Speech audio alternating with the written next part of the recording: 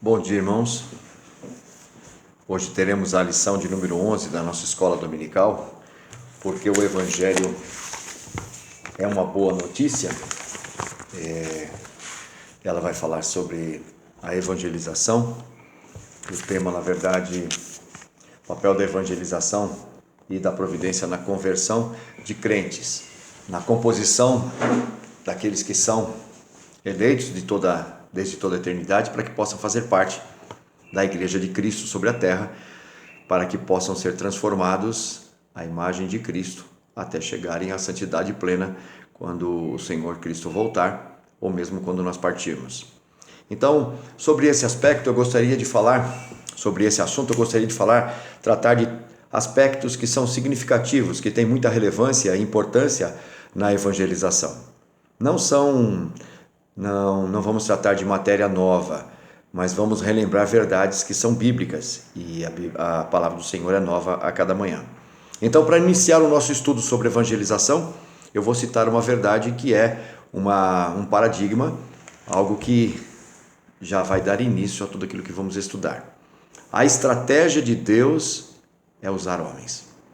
Esse é um plano estabelecido pelo próprio Deus. Isso não contraria a soberania dele.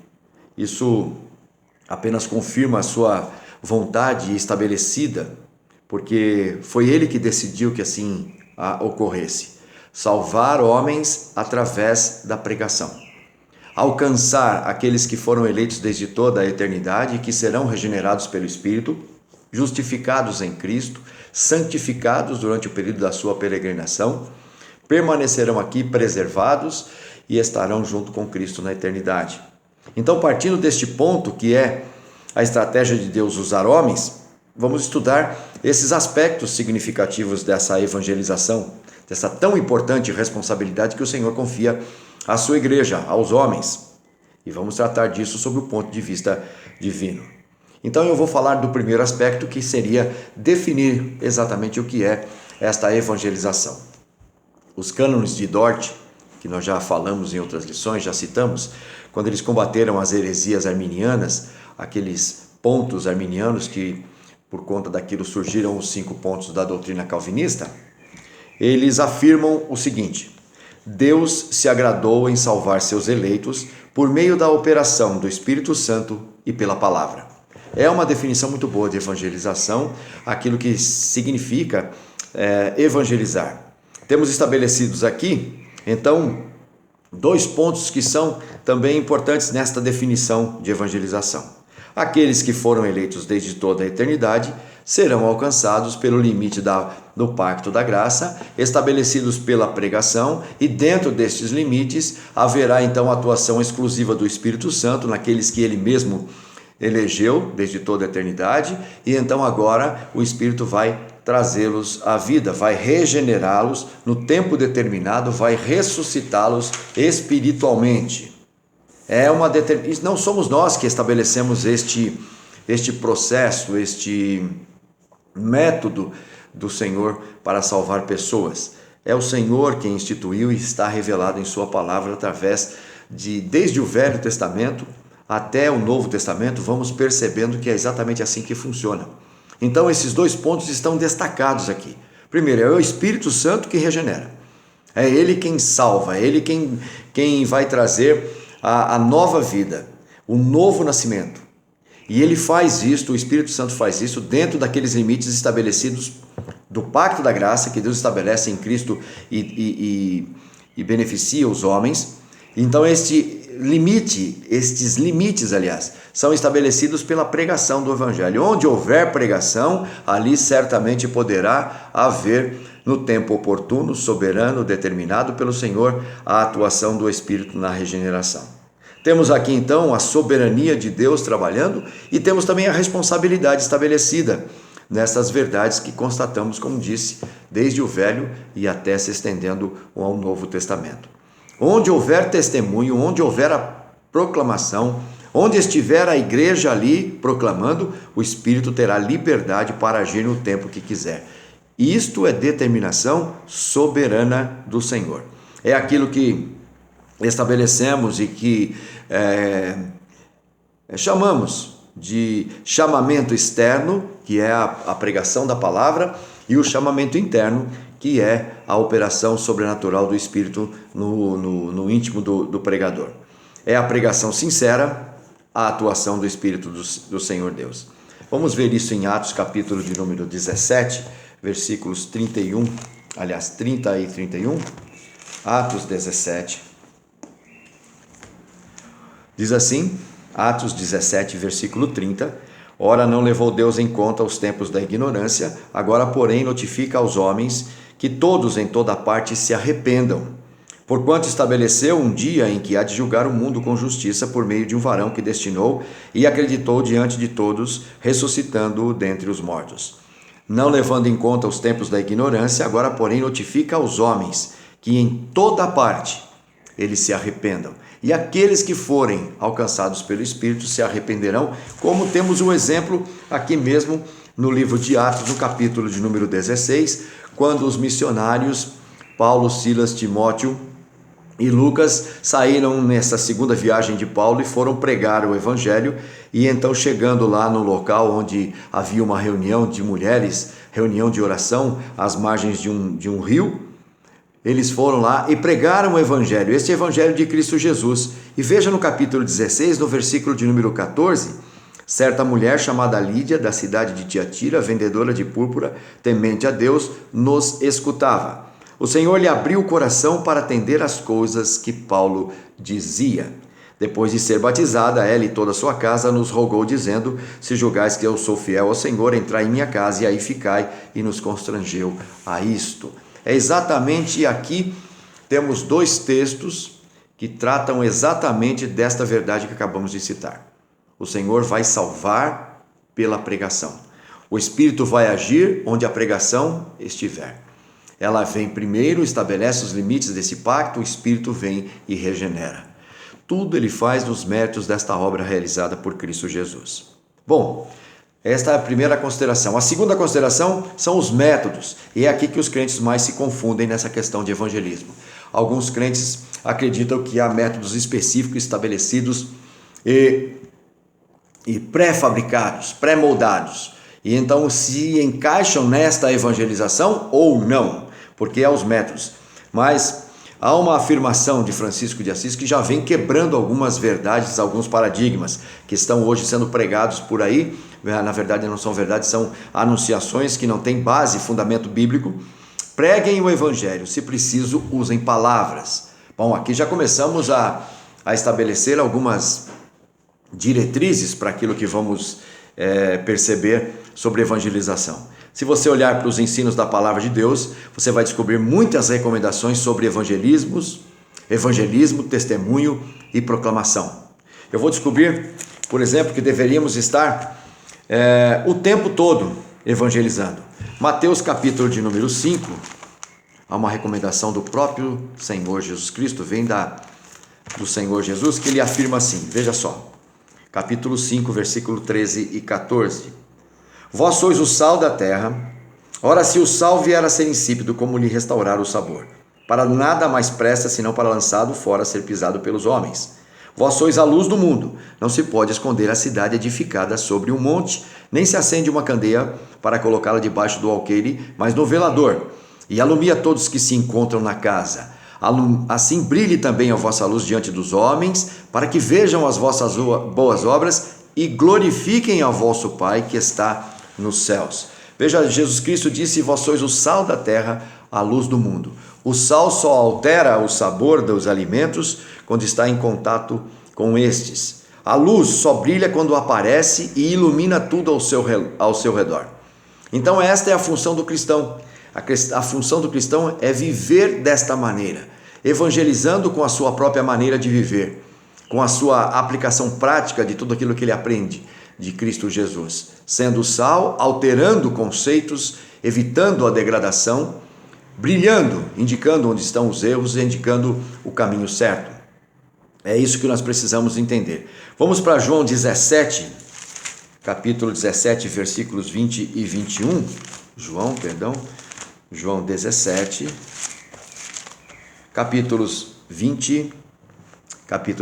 versículos 20 e 21.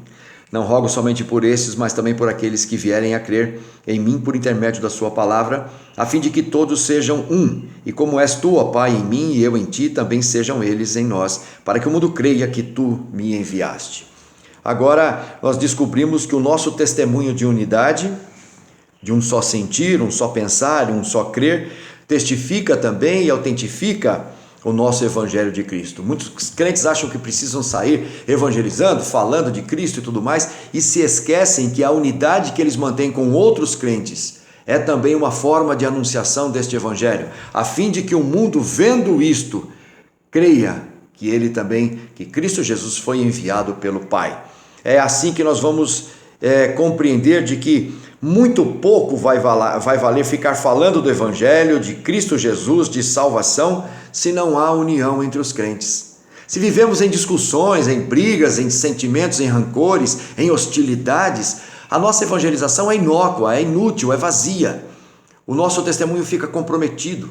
Então, o que precisamos desta unidade para que possamos viver e proclamar, e o mundo vendo isto, através do nosso convívio diário com os nossos irmãos, com a nossa família, com aqueles que nós chamamos de irmãos e são crentes, eles possam também glorificar o nome do Senhor e acreditar que foi o Pai quem enviou Cristo para salvar. Filipenses capítulo de número 2, uma outra maneira de autenticar este, ou mesmo colocar em prática este evangelho, versículos de 12 a 16, assim pois, amados, Filipenses 2, 12 a 16. Assim, pois, amados meus, como sempre obedecestes, não só na minha presença, porém muito mais agora na minha ausência, desenvolvei a vossa salvação com temor e tremor, porque Deus é quem efetua em vós tanto o querer como o realizar, segundo a sua boa vontade. Fazei tudo sem murmurações nem contendas, para que vos torneis irrepreensíveis e sinceros, filhos de Deus inculpáveis, no meio de uma geração pervertida e corrupta, na qual resplandeceis como luzeiros no mundo, preservando a palavra da vida, para que no dia de Cristo eu me glorie de que não corri em vão, nem me esforcei inutilmente. Veja aqui o que Paulo está querendo dizer, é que a autenticação da pregação se dá através de vidas santificadas.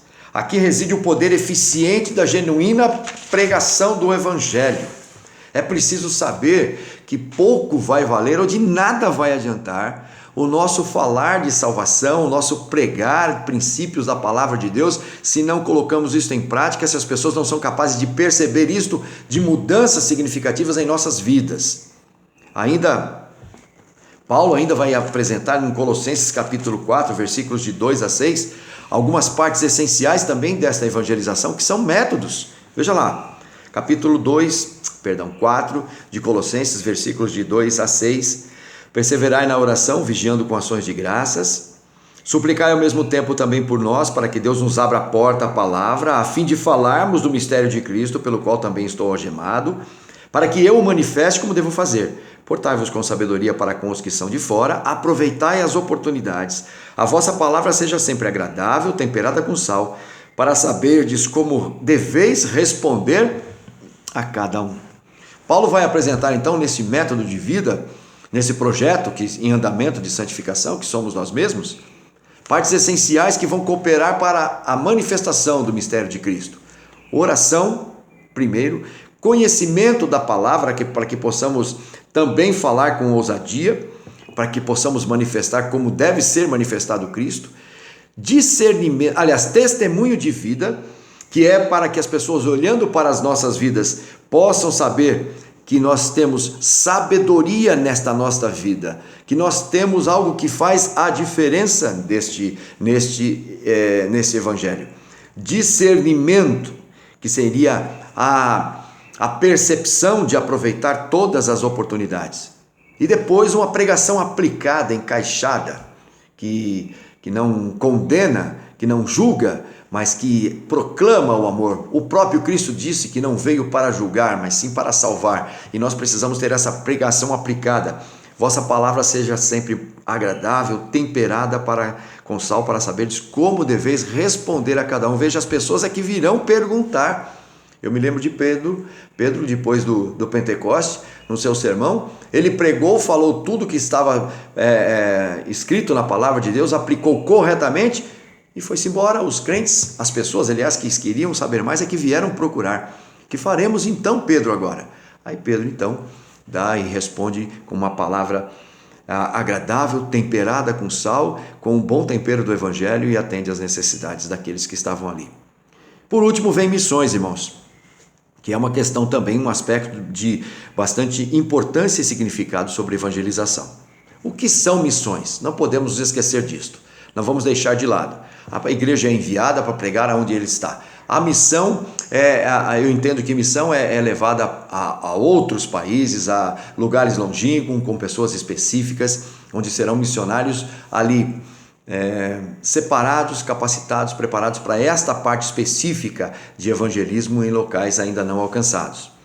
E na palavra de Deus também há missões que devem ser feitas, e como elas devem ser feitas. Eu gostaria de ler Mateus capítulo de número 28, quando Jesus está se despedindo dos seus.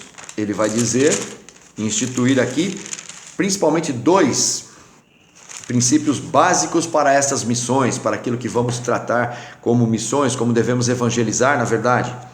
Jesus, aproximando-se, falou-lhes, dizendo, versículos de número 18 a 20, capítulo 28 de Mateus. Jesus, aproximando-se, falou-lhes, dizendo, toda a autoridade me foi dada no céu e na terra. E portanto, fazei discípulos de todas as nações, batizando-os em nome do Pai, do Filho e do Espírito Santo, ensinando-os a guardar todas as coisas que vos tenho ordenado, e eis que estou convosco todos os dias até a consumação dos séculos. Veja, são essas informações que Jesus dá. Primeira delas, é Jesus quem tem toda a autoridade. Faremos o que ele ordenar. Toda a autoridade me foi dada no céu e na terra, e agora vou enviá-los. Então, tudo aquilo que Jesus Cristo determinar e estabelecer é o que vamos fazer. Não o que vier à nossa cabeça, não da maneira que imaginarmos, intentarmos e abrirmos expedientes por nossa própria conta. Não. É Jesus quem tem toda a autoridade e a última palavra. Segundo, é um evangelho eclesiástico. O que significa isto? Jesus manda anunciar aquilo que, na verdade, tem uma ligação com a igreja visível. Ele fala, vocês precisam pregar o evangelho, no versículo 19, fazendo discípulos, batizando-os em nome do Pai, do Filho e do Espírito. Veja, ele diz que nós precisamos levar um evangelho que já tenha um vínculo com alguma igreja visível organizada. Fazer discípulos que serão batizados e recebidos, arrolados em um corpo organizado como igreja. Essa questão de iniciativa de missões por conta própria, por produção independente, eu não vejo isso na palavra de Deus, não. Eles devem ir e batizar. Quem podem ser batizados? Quem pode batizar? Aonde serão arrolados? Onde eles estarão sendo recebidos quando recebem um sinal de entrada nesse pacto da graça que é o batismo? É uma proclamação feita por alguém que foi enviado, que tem responsabilidades, atribuições e satisfações a dar. São aqueles que vão atrelados a uma denominação, aqueles que vão pregar o evangelho porque foram enviados. Assim como a igreja resolveu enviar os apóstolos aos gentios, lá no primeiro presbitério tem esta anunciação, esse evangelho chamado eclesiástico, enviado para pregar o evangelho. Veja também, é um evangelho doutrinário, ele é pedagógico. É o segundo aspecto dessa missão, ensinando-os a guardar todas as coisas que vos tenho ordenado.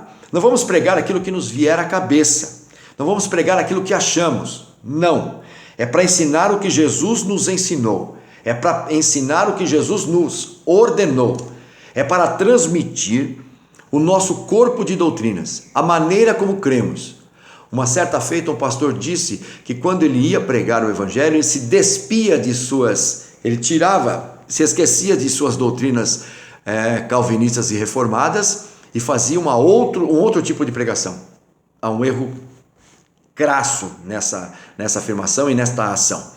Nós precisamos pregar aquilo que temos acreditado, o nosso corpo de doutrina. Se cremos dessa maneira, precisamos anunciar do modo que cremos, ensinando as pessoas a guardar aquilo que Cristo já nos tem ordenado.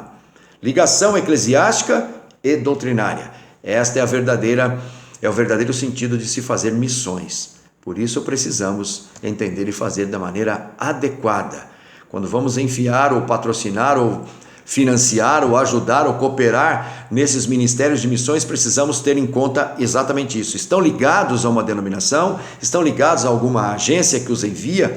Estão pregando o verdadeiro evangelho reformado?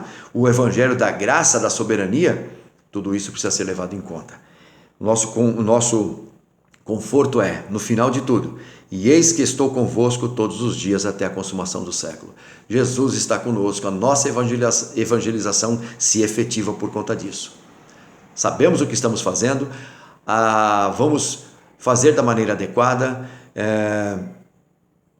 cumprindo aquilo que Ele estabelece e sabedores de que o Senhor está conosco.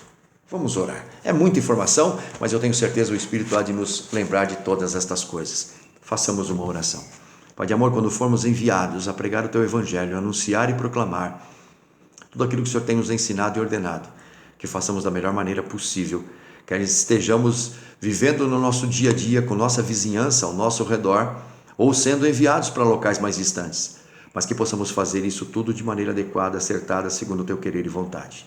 Ajuda-nos nisso, porque queremos proclamar o nome de Cristo, e é isto que conta.